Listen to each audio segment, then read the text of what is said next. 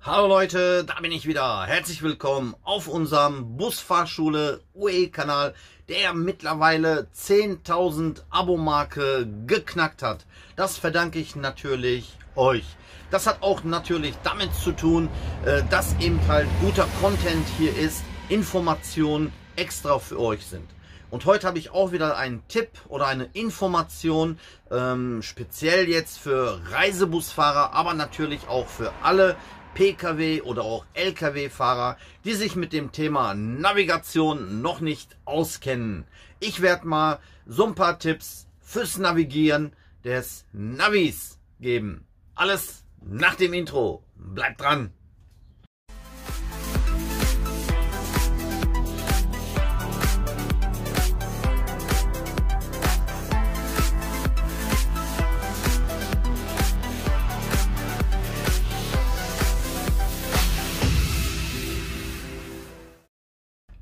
Dann fangen wir mal schon direkt an. Es gibt natürlich auf dem Markt so viele Navigationsgeräte, Billiganbieter, teure Anbieter, Markengeräte.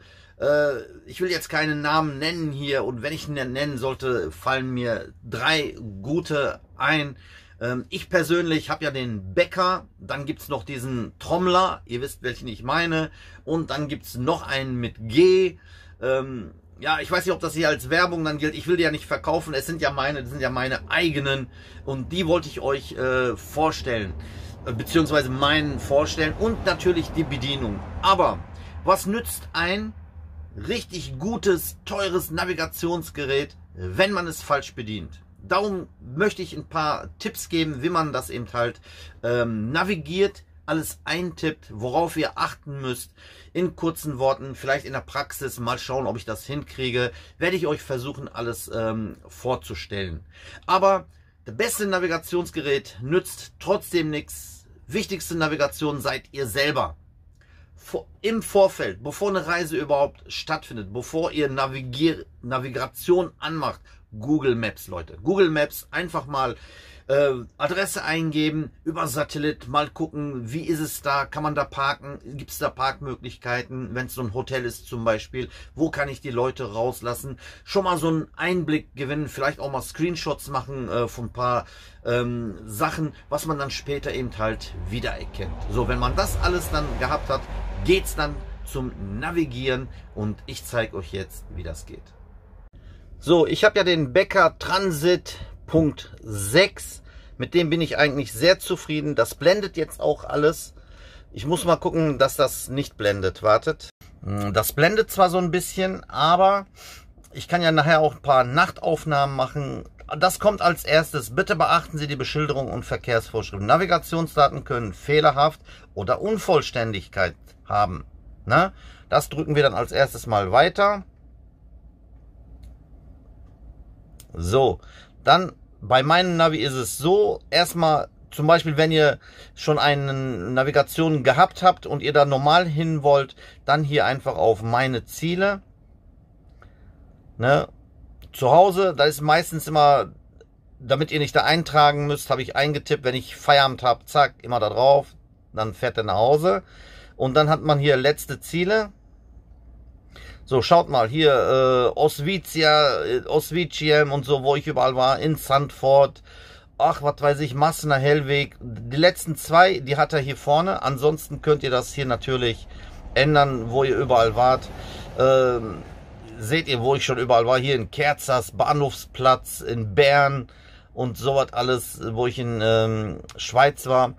Aber ihr könnt natürlich auch, wenn ihr hier diesen roten Knopf hier drauf drückt, was unser Ziel ist, eben halt neue Ziele. Ne? Wenn ihr da als neues Ziel Adresse eingegeben habt, Postleitzahl, ne, ich nehme jetzt einfach mal irgendwas, was weiß ich, 555, gibt es überhaupt sowas? Merzig, ich habe einfach mal getippt jetzt einfach irgendwo, Straße. Mal gucken, ich nehme mal Bahnhofstraße, gibt es eigentlich meistens fast überall. Jetzt habe ich ein K gedrückt, egal. Ich will euch ja was anderes sagen. Eine Nummer vielleicht noch. Sagen wir mal 6, wenn es den überhaupt gibt. Mal gucken. Ja, den gibt es sogar. Machen wir auf OK. So, wenn ihr dann noch eine Querstraße habt, das könnt ihr, wisst jetzt ja natürlich Karl-Gördeler-Straße, was ist aber mit der Querstraße? Wenn ihr jetzt aber Google Maps geguckt habt, die Querstraße auch eingeben. Was ganz wichtig ist, was die meisten einfach nur Gördeler Straße, aber keine Nummer angeben, und die Karl-Gördeler Straße, sage ich mal, die ist 3-4 Kilometer, dann fängt da irgendwo am Anfang, wo ihr gerade kommt, an und sagt, so, Ziel erreicht. So, jetzt wisst ihr aber immer noch nicht, wo die 6 ist oder 10 oder 20, wie auch immer. Ganz wichtig, Hausnummer auf jeden Fall eingeben, sonst kann sein, dass die Gördeler Straße eben halt richtig lang ist. So, das hatten wir dann auch geklärt. Dann drückt man eben halt auf Start. Dann berechnet er das in Merzig. Das war jetzt einfach nur Zufall, einfach mal gedreht, gemacht. So, jetzt müsste der was finden. So, Beschränkungen. Das geht schon los. Folgende Einschränkungen zu verletzen, sagen wir mal erstmal okay. So, da sagt er hier erstmal drehen. So, das wären 328 Kilometer, 4 Stunden und 20 Minuten braucht man dafür, alles soweit eingestellt. So, jetzt kommt es aber drauf an, mit was für einem Bus ihr unterwegs seid. Ne, wenn ihr immer den gleichen habt, habt ihr alles gut eingestellt. Ansonsten habt ihr die Möglichkeit, Routenoption, Fahrzeugprofile, ganz wichtig. Fahrzeugprofil, das ist, den ich habe. Dann gibt es natürlich LKW, und wenn ich mit einem Doppelstock unterwegs bin, habe ich dann auch noch den Doppelstock oder eben halt mit PKW. Gucken wir uns mal an, was ich hier habe. So. 100er Zulassung, kein Anhänger, 25 Tonnen, kein Gefahrgut. Wichtig ist das hier. Ne, 14 Meter lang, 2,55, 3,75 hoch. Wie ihr sehen könnt, 3,75 hoch, habe ich den eingestellt. Den könnt ihr dann natürlich auch auf einstellen, auf 4 Meter, wenn ihr mit einem, sagt schnell, Doppelstock unterwegs seid oder 3,90, wie auch immer. Ganz wichtig. So, was ist dann noch wichtig? So, das hier. Einfache Route. Ne, wenn ihr dann jetzt aber, sagen wir mal, das hier macht. Kurze Route, ökonomische Route. Einfach, ökonomisch wird dann noch richtig lang. Alles. Einfache Route, das lasse ich immer.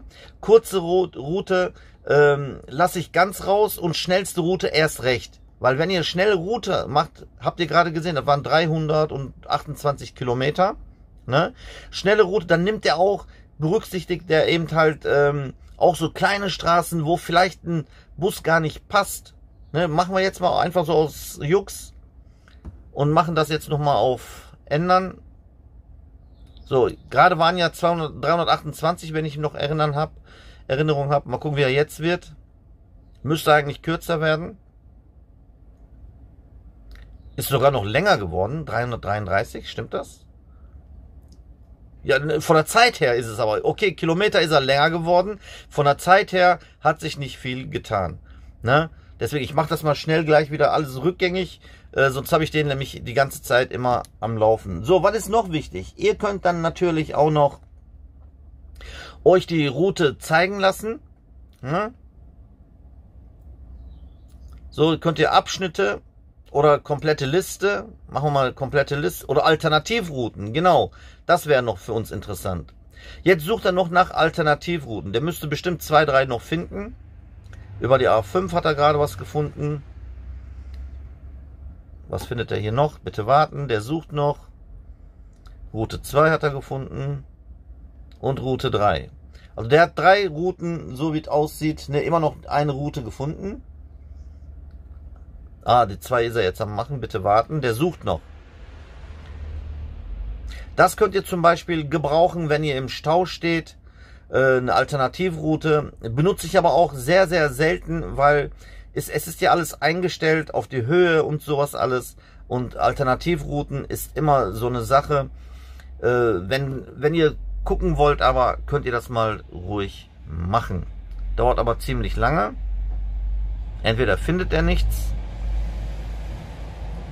Mal schauen, ob er noch was findet.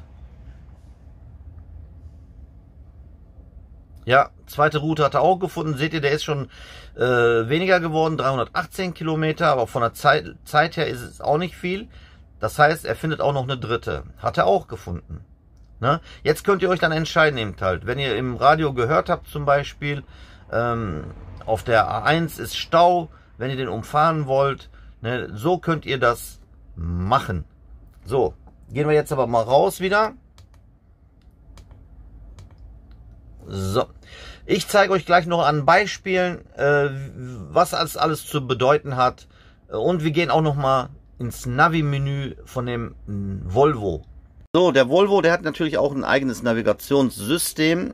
Als erstes, wenn man anmacht, kommt das hier, ist klar. Beachten Sie die aktuell gültige Beschilderung und die Straßenverkehrsordnung und sowas alles ist okay. Dann hat man die Möglichkeit hier mit so einer Fernbedienung, drückt man auf OK. Berücksichtige Fahrzeugparameter. Hier kann ich auch wieder einstellen. 3,8 habe ich eingestellt, 3,75 habe ich ja. Fahrzeugbreite, Länge, das könnt ihr natürlich, wenn ihr da mit einem Doppelstock seid oder mit irgendeinem Bus selbst machen. Sagen wir mal, es ist okay. Jetzt muss ich auch den Navi anmachen hier, seht ihr. So, dann gibt es Adresseneingabe oder letzte Ziele oder Speicher. Wir machen mal letzte Ziele, wo wir waren. Bahnhofstraße, Kranenburg. Ah, da war ich doch letztens, genau. Den nehmen wir mal. Einfach mal auf OK drücken. Moment, das war der hier. Einfach auf OK drücken. So, dann rechnet der alles. Hier auch wieder, ich habe individuelle Route. Den könntet ihr theoretisch auch als kürzeste Route nehmen. Den könntet ihr auch als schnellste Route nehmen. Ja, ich lasse den immer auf individuell. Das ist immer gut. Dann auf OK, bestätigen. Die Route wird berechnet. So, 127 Kilometer, 1 Stunde 36 Minuten und so was alles findet der. Allerdings, wie ihr sehen könnt, hat er hier keinen eigenen Spurassistent. Man müsste dann richtig gucken immer, dass man an dieser Kreuzung, es wird hier nicht gezeigt mit Pfeilen oder so. Wenn man 200 Meter so nah da dran ist, dann kommt hier oben ein Pfeil rechts. Aber nicht so wie hier bei dem hier, wo man eben halt richtig die Spuren sehen kann. Hier zum Beispiel zeigt er ja oben dann rechts, erstmal gedreht und dann rechts oder links. Ne? Ich zeige euch das nachher noch in der Praxis. Das ist hier nicht. Aber ich bin mit dem auch sehr zufrieden. Der hat mich auch bis jetzt noch nie in den Stich gelassen.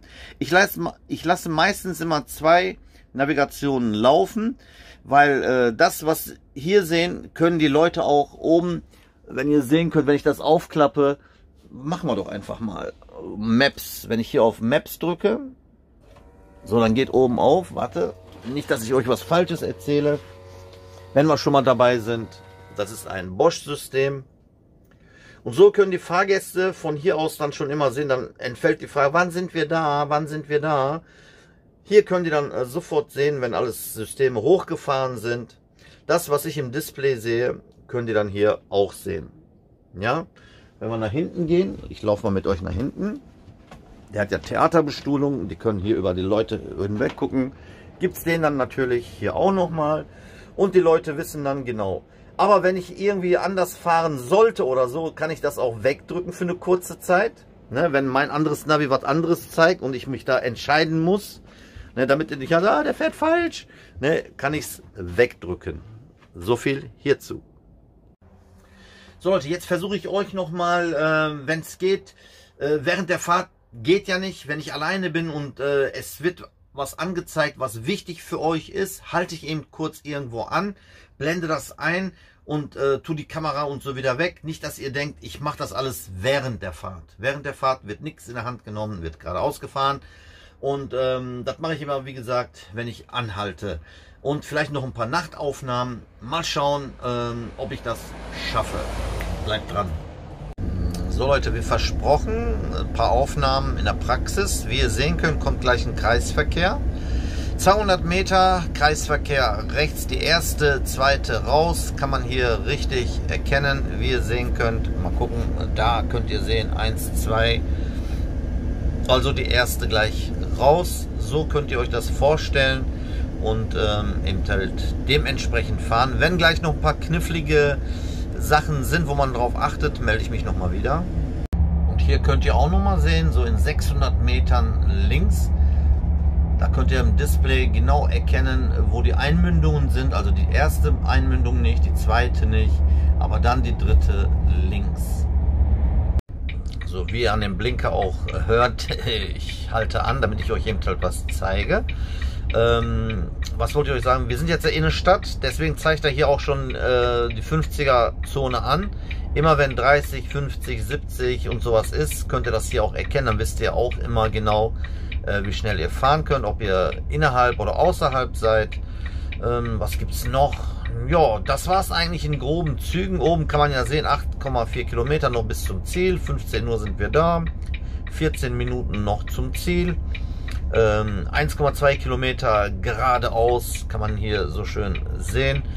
Ja, das ist eigentlich im Prinzip so grob. Ach so, und wenn ihr hier hinten sehen könnt noch, warte, da, der zeigt auch Blitzer und so an. Ja, ja, wird ja drum gestritten, illegal, legal. Wenn es doch im Navi drin ist, dann kann es ja auch wohl nicht illegal sein. Google Maps und so, da gibt es ja mittlerweile auch schon. So Leute, das Video ist zu Ende. Ich hoffe, das war nicht langweilig. Ich konnte ein paar Leuten von euch so ein bisschen was erklären. Natürlich die alten Hasen, die schon da drin sind, die haben entweder weggeklickt oder lachen sich jetzt kaputt. Oh, was erzählt der Mehmet OE denn für einen Wahnsinn, für einen Scheiß? Weiß ja nicht, wie ihr über mich denkt. Aber die meisten, die eben halt neu den Busführerschein haben, die zum ersten Mal vielleicht ein Navigationsgerät haben, die gerade aus der Fahrschule sind, erste Navigation und so. Es ist ja nicht nur für den Busfahrer, ich habe ja für die Allgemeinheit eben so ein bisschen versucht zu erklären. Ich hoffe, das hat euch trotzdem Spaß gemacht und ihr schaltet wieder ein nächste Woche oder irgendwann, wenn ich wieder hier neue Videos hochlade oder auf den anderen Kanälen. Man sieht sich natürlich wieder. Ich wünsche euch alles Gute. Bis dahin, bleibt gesund. Euer Mehmet OE. Ciao Leute.